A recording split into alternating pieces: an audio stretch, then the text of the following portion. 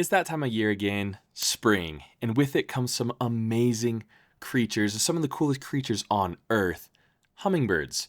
But did you know that there are incredible ways to attract hummingbirds to your yard? Let's dive in.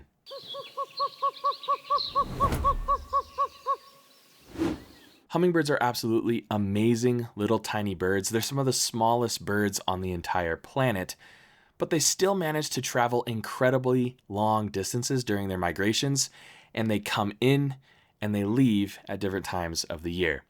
Because they are such rapidly moving creatures, they have to constantly feed their bodies for energy.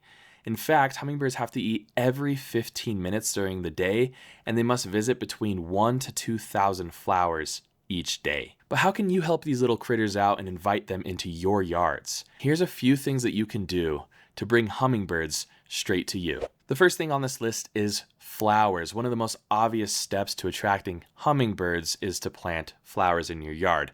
But not just any flowers get the job done. Some are better than others. It's important to actually plant native flowering plants in your yard as well as native trees and shrubs if you can. You don't even have to have that many flowers present to bring the birds in. Even a small flower pot or a flower box or hanging flower box is enough to attract hummingbirds to your area.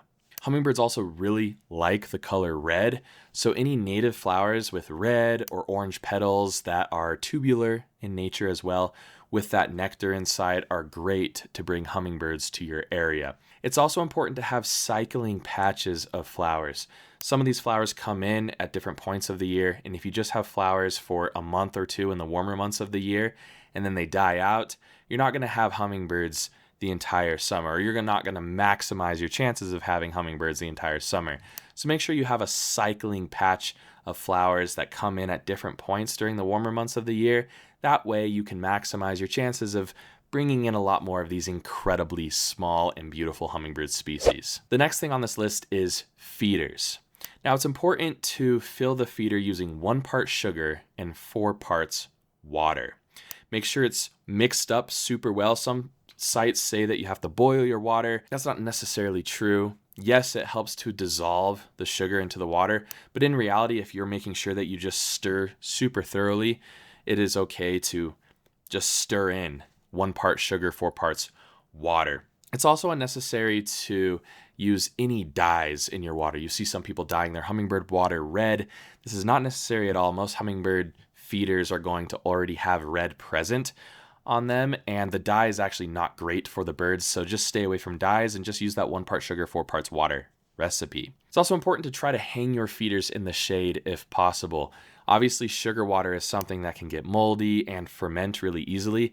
There's even documented evidence of hummingbirds drinking fermented sugar water and then flying around a little bit drunk. So you're going to want to take down those feeders every 2 to 3 days, especially in those warmer months, that warmer weather, just to make sure that there's no mold growing in and you're keeping your feeders healthy for the birds that are going to be visiting them. If you want to hang up multiple feeders, a way to maximize your chances of having more hummingbirds is to put those feeders far apart from one another.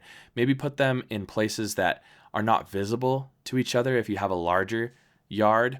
This is because just like any species of bird, there's going to be a dominant bird at that feeder that might drive away other hummingbirds and dominate both feeder setups at once. This isn't always the case, but if you want to maximize your chances of having a larger crowd there, space out your hummingbird feeders so one bird doesn't dominate both of the different setups that you have going. The last important thing about feeders is making sure that you have them filled consistently. If your water is sitting out for too long a period of time, then the birds are going to stop coming, or if you run out of that nectar that the birds are relying on for their food source, they might stop visiting your yard in favor of someone else's hummingbird setup that's a little bit more consistent than you. So make sure that as much as possible, you're cycling your water, you're cleaning them and refilling them on a regular basis. This will indicate to the birds that this is an important place to visit with reliable food.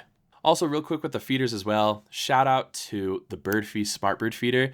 This is the feeder I've been using for over a year now. It has 2 cameras built into it. It's absolutely incredible. It's one of the coolest things that I've ever been sent here on the channel, and I think it's really, really perfect for those that love hummingbirds. You can live stream from it. You can see just video captures that come directly from the feeder to your phone, it's a perfect way to view the hummingbirds when you might be at work or you might be missing them during the day and only be able to see them on certain times of the week. You can always catch up with the SmartBird feeder. So definitely check that out. I'll link it in the description below with a coupon code. But let's move on with the next tip to attracting hummingbirds to your yard. And that's a full course meal. Make sure you're not just offering them the sugar water in the feeders or the flowers in your yard. Hummingbirds also require protein to survive. So this can be pollen, of course, and hummingbirds don't typically eat that much pollen, at least if I'm remembering correctly. Correct me in the comments below, though, if that is not the case, but insects are integral for hummingbirds' survival. So it's important that you stay away from pesticides in your yard. Spiders and insects are super important for hummingbirds to consume, and especially for young hummingbirds. They're obviously not bringing nectar from flowers to their young in nests. They're bringing them little spiders and insects to feed to their young. So if you're spraying your yard with pesticides, just leave it up to nature. Nature is the best pesticide or best solution to reducing insects in your yard, and it'll really benefit the other flora and fauna that are around your area and create a thriving ecosystem for everybody. Another big thing, native plants are super important here. Native plants are going to bring in healthy other species of pollinators as well as other insects, and it'll just create, again, this harmonizing ecosystem just right in your backyard. Another thing that's important to have in the yard is a water source. This can come in the form of like a bird bath, but also you can just leave out some little dishes. Although they're drinking sugar water, they also just sometimes like to drink water, and then they also like to bathe and clean themselves. This is really important for birds. So having a water source in the yard really rounds out the entire experience for them and really creates a perfect paradise right in your yard to attract these beautiful visitors. Now, the last term I went with is fortress, just because all of the other tips that I had started with F, and so I wanted to keep that going. But shelter or fortress, right, is important for hummingbirds.